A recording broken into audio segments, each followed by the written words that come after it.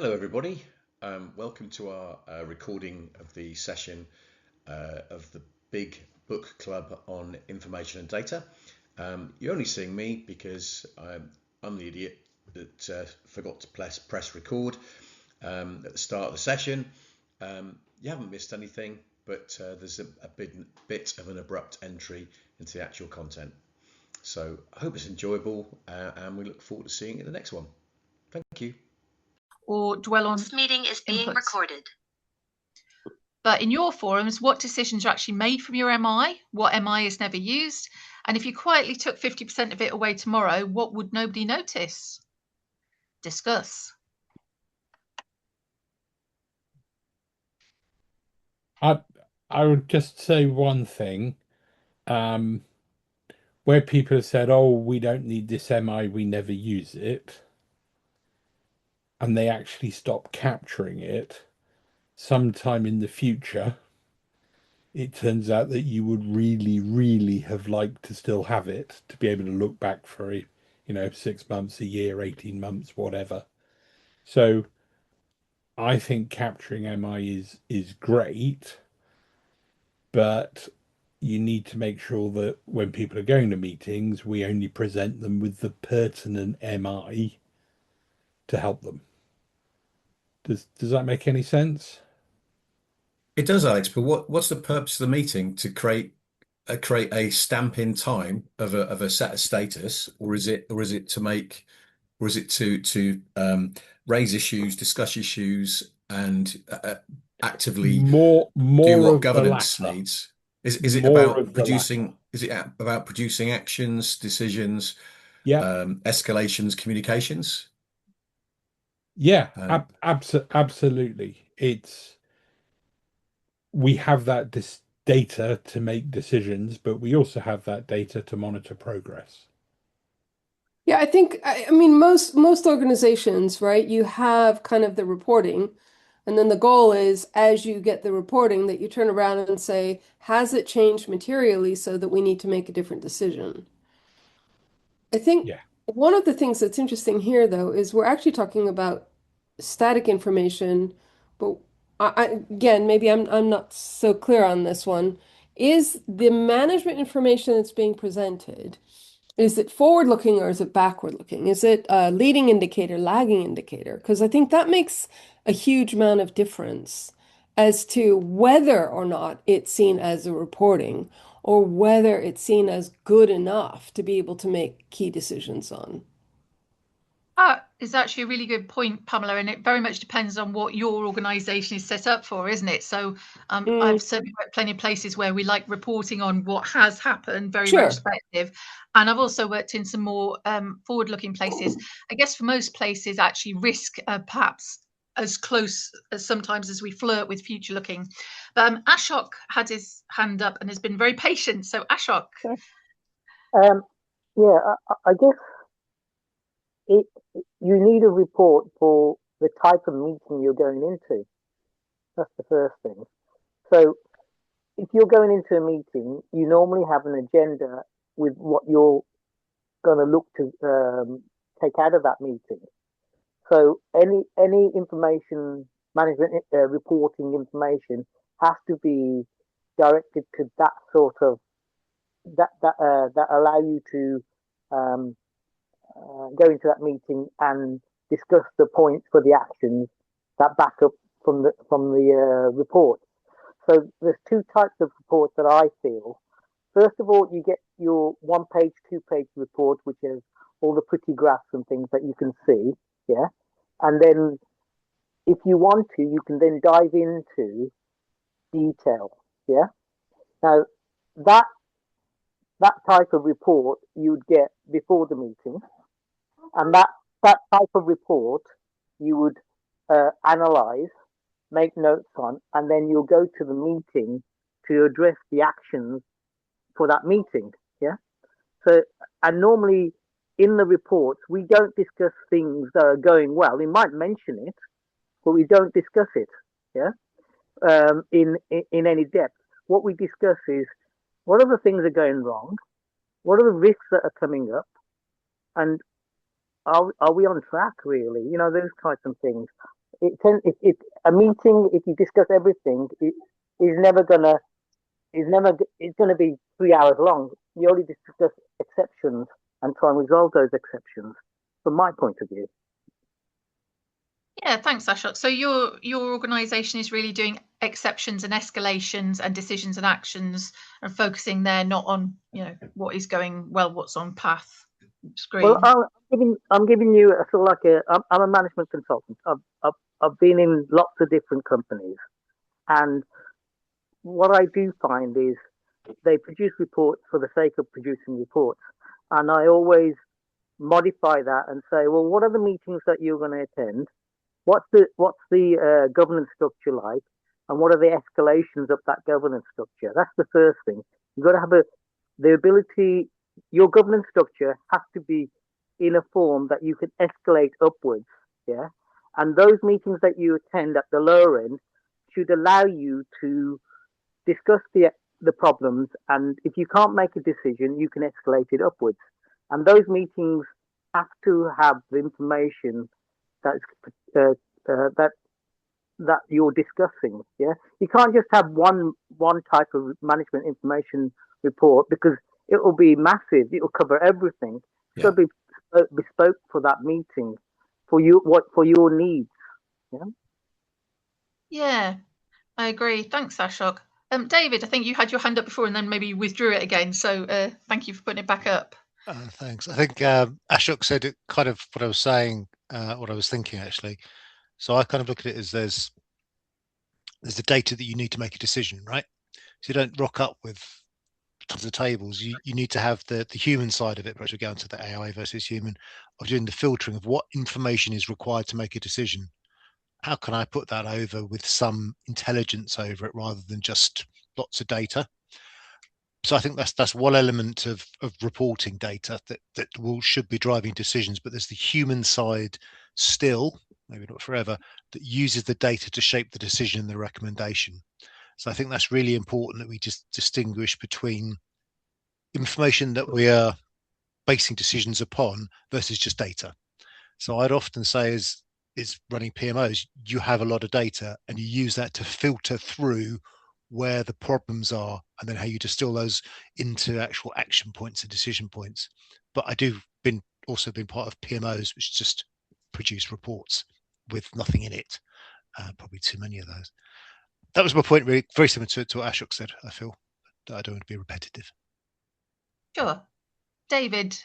Other David. Can I ground this back into big? The idea in big is that we kind of get a head round what are the points of accountability and the governance forums that we need to run. So we design those, and that then each point of accountability or governance node should be able to say, not specifically to each meeting, but be able to say, well, what do we need to support that governance arrangement or my accountability? And that's based on have my objectives, targets, or challenges changed? Has my performance or status data changed such that I've got new issues and risks that I need to discuss? That is the forecast still good? Is my projection into the future still valid? And what decisions and actions do I need to take based on that information? And what escalations need to happen and what communication needs to happen?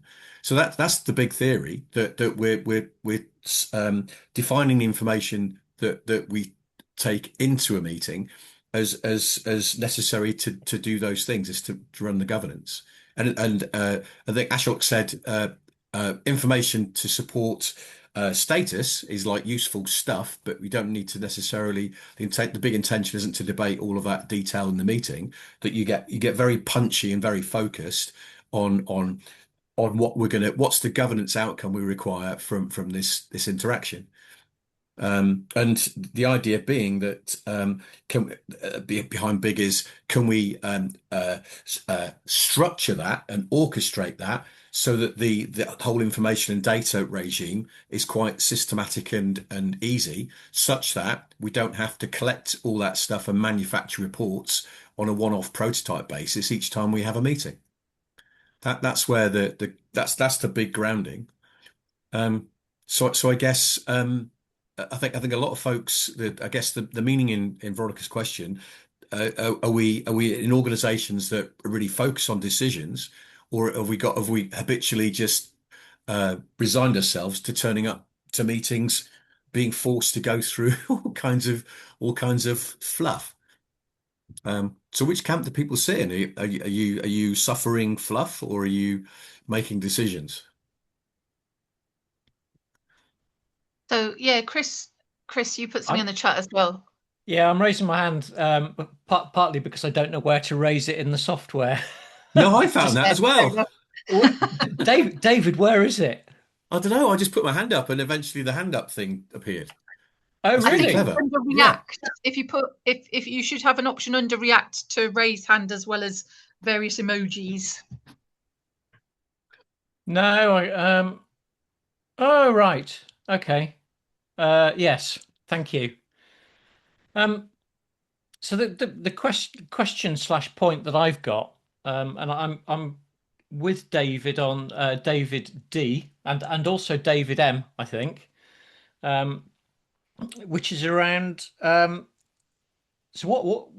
what's the meeting for? If it's to make decisions, there's probably two, maybe three outcomes for a meeting. One is um, to take a decision based upon a request, which might, in the portfolio context, is can we have some money to go to the next gate of the project? That's the classic. The next one is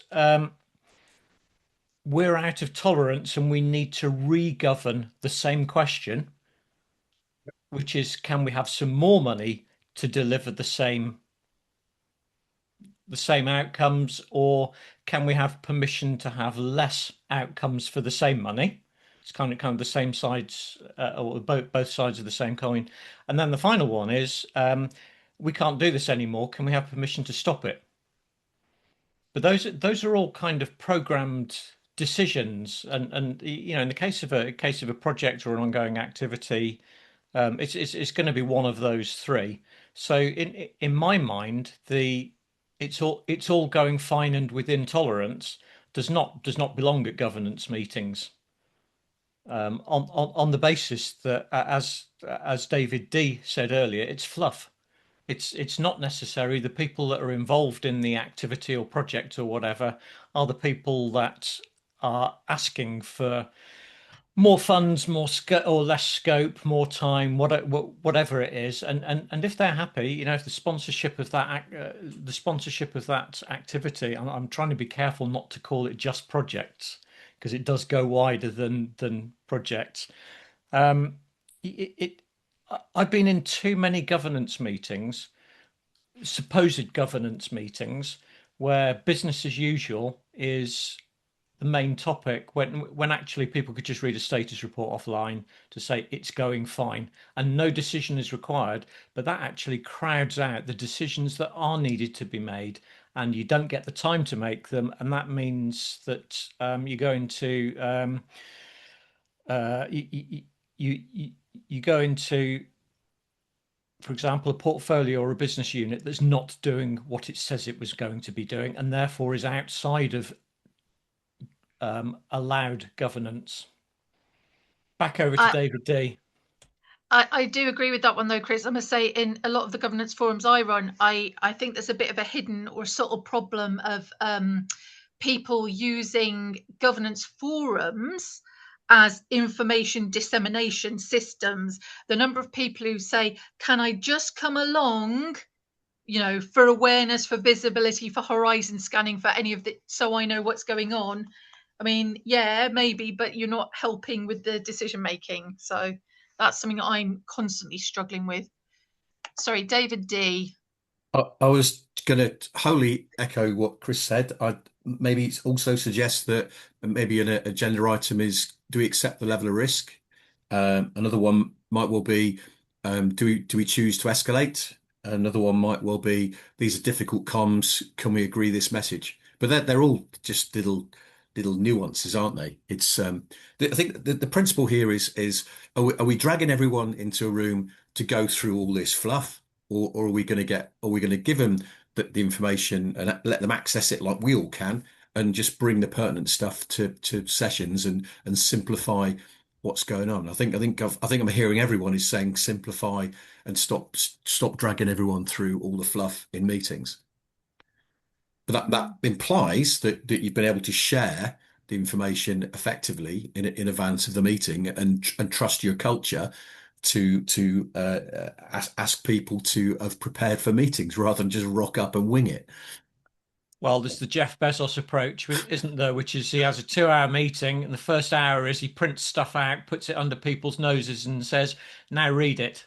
I'm assuming that you haven't done your pre-reads. So if you have, you can go off and get a coffee, and if you haven't, sit in the room and read it, because I'm going to be testing you all on your knowledge and your inputs. Wow, we have a veritable sea of hands up now. So I think Pamela edged it on being first, followed by Alex, then by Ashok. So Pamela. I guess I was kind of wanting to add something, which is we started this by saying what's the impact of AI, right? And Yeah. I'd like to say that AI means that you can do more analysis faster, in theory. So, do you need the constant checking if you constantly can have a flow of data? One. Um, and I question that. And and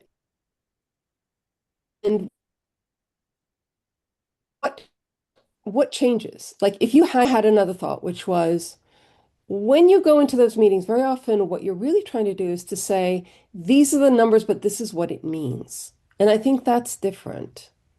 Like there is a number and there's an implication behind the number. And this is me going through like tons of this is what the developers produced this week or this next few weeks. But it was Christmas, right? And we weren't able to release anything. She can't release anything over Christmas. Well, that's really important information. The numbers don't tell that story. So anyway, there you go. Throwing my 2 cents in. Yes, the interpretive discussion. Okay, Alex. No, kind of what Pamela and everybody else was saying before. It's about pertinent data. I'm old enough to remember when people would turn up with massive 80-page slide decks to review for a meeting. So it's making sure people have what's pertinent. It's both looking back and looking forward if you're looking for trends, can be very important for decision making. And it's the knowledge that if you ever want to query anything, you can drill down into the data. Not necessarily in that meeting, could be in that meeting, but all the data's linked. But in the end, it's what Veronica was talking about at the beginning, and Pamela's just talked about. It's information. It's making sure that the information is true and the data it's based on is true, valid, and pertinent. I hope that makes some sense. It does. Thank you, Alex. Ashok. Yeah, thank you. I guess I just wanted to go back to the question: is your management information designed for decisions or for reporting? Well, it does both. First of all, it's an open-ended question. I think from the discussions we're talking about management meetings, and there are several types of management meetings. Okay, there's the exceptions type. Yeah, there is talking about risks. Yeah, there's talking about planning. Yeah, as one of the panel mentioned, we just need to just be clear. When we go into a meeting, a management information meeting or management meeting to make a decision, we have an agenda to say what we want from that meeting. And you can say this is a management meeting we want every month or when it's an exception, but and it's basically the same thing but slightly different. So whatever it is, we need to have an agenda to say that's what we're going to talk about and nothing else. if we want to talk about something out there or other business, and only if we have time. So keep it sharp and to the point.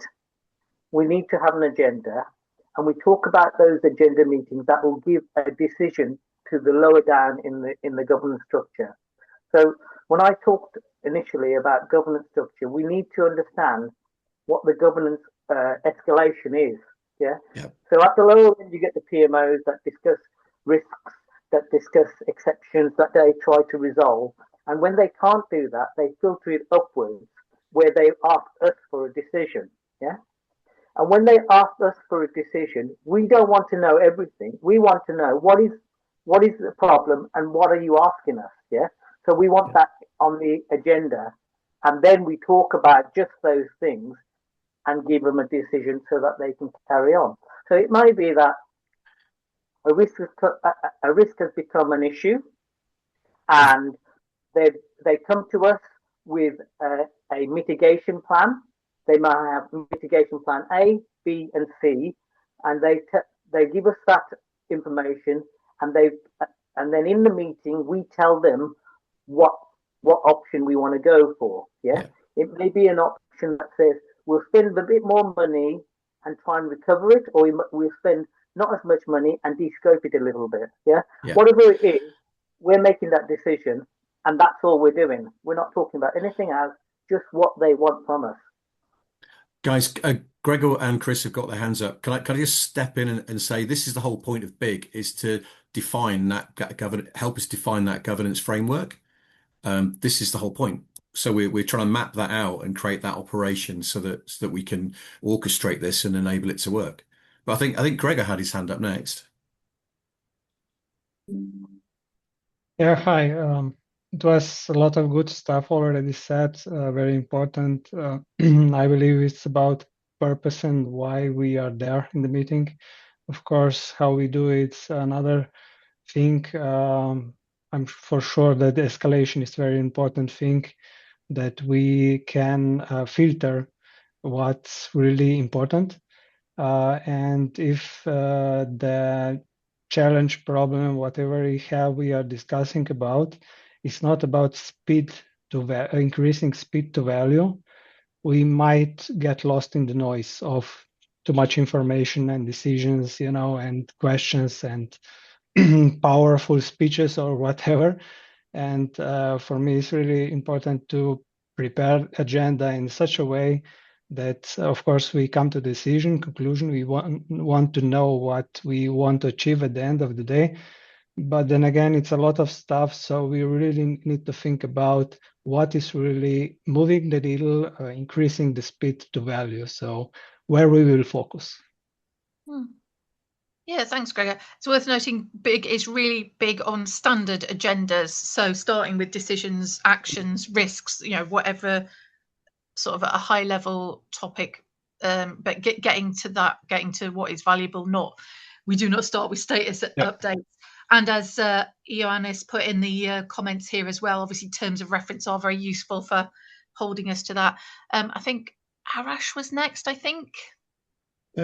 Chris. Thank you very much. Oh, Chris, sorry, wrong order. Chris was next. I don't mind. I've written my point down, so I'm not going to forget it. So carry on, Arash. Okay. Thank you, Chris. I think, Pamela mentioned about the issue with the interpretation. So different people may look at the same data and see different things. The other thing which came to my mind, and this is my first session, so apologies if it has been discussed in previous sessions, is I think there is another element probably needed, and from my previous experience, that was a missing element in those meetings, which was, where is the North Star? So when we want to make a decision, we've got the data. The data might tell us that, okay, we need, I don't know, I'm just using an example, to increase the engagement with a certain, I don't know, customer.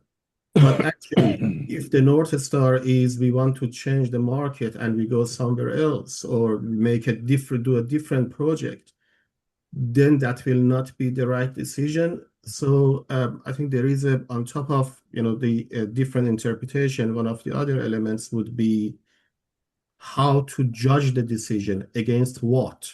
Is it the company's strategy? Is it the company's values? What is or where is the North Star? I think that's a really great point, actually, and it aligns very nicely to what Summer Big is about, which is how often do you actually refresh your MI? We're all creatures of habit, aren't we? And we get used to reviewing certain types of metrics. But if your organizational goal has changed and that metric is no longer valid, how do you actually take the time to revisit it and come up with something more meaningful? Not always. Sounds obvious when you say it, but I don't think it does actually happen in practice as frequently as it potentially should. Chris? So much to unpack here. What's really coursing through my mind at the moment is the hierarchy of delegations of authority. So I thought of that before you started talking about company strategy. So for every governance board, they have some kind of delegation of authority before they need to ask for higher permission. So let's say it's project portfolio decision authority. What they should so all governance boards must respond to a question or a request. Without that, they have nothing to decide. So somebody needs to provide them with something to decide upon. If it's within their tolerance, within their delegation of authority, and some of that delegation of authority might actually be the published company strategy. So at portfolio level, you don't own the company strategy. You allow elements to be executed to achieve the strategy, but it's the board or the depending on the structure of the company, it might actually be the senior management team or whatever it is. They own the strategy. If the strategy needs to change, portfolio board can't, or the portfolio governance can't do anything about that apart from to say we recommend. So they then ask the question to the next level up, but it's still a question. It's not a it has to come through that sort of question response kind of structure. And for me, there needs to be a very clear structure for that question as well, such that, and it doesn't have to be complicated. It could be, I don't know, if the governance board is governing fund release for a next stage of a project, the question might be, we request, or this project requests, to achieve the business case that we need to have 1.5 million pounds to do the next stage of the project by this date against the agreed scope. Do you agree or disagree? And then at the portfolio level, the check is, well, does that align with our original plans? If it doesn't, do we need to recut the portfolio a little bit? But they need to have these things in their minds to be able to make a decent decision. The easiest decision is when everything's within plan and the project is not asking for anything that's unexpected and has delivered everything to date that has been expected. So that's the happy path. But we live in the real world and projects overrun and cost more and deliver less and technology changes and the world changes around us as well. So that's where the portfolio governance board earns its money. It looks at the request in the round as well as just, is it in line with what this project said it was going to do at this point? So big things for me. Each governance forum is not about what is the status quo of the portfolio. It's about, can we move the portfolio on in lines with our strategy, in lines with our plans, in line with common sense? Because there's got to be some degree of tolerance there. And if we can't do it in those terms, who are the next people to ask? Do we ask the board for more money for the portfolio? Do we ask the board to take a decision to change the portfolio blend that they'd already previously agreed on because we've got some better information for it? And this is where it comes back to information. So understanding the delegation of authority and the terms of reference for a governance board, if it hasn't, there should be very few things that get escalated up in my mind. And if there are lots of things getting escalated up, you haven't set your governance delegations of authority right. It's a really good test. Yeah. If more than 10% of decisions can't be made, then the structure doesn't work. It's too it's too untrusting. It's not delegated enough. It's people not doing their jobs right. We really should have done a governance and accountability first. We were all excited to do information and data, but this group hasn't had that conversation about governance and accountability. So all these things that we're raising are people are having to talk about first before we talk about information and data. So it's all good stuff. It really is. It's just that these are conversations we need to have before we talk about information and data. So it seems. An interesting point for if and when we do the rewrite, though, right, David? Like the ordering actually does matter as well. Sequencing. Yeah. Ashok. Oh, thank you. A couple of points.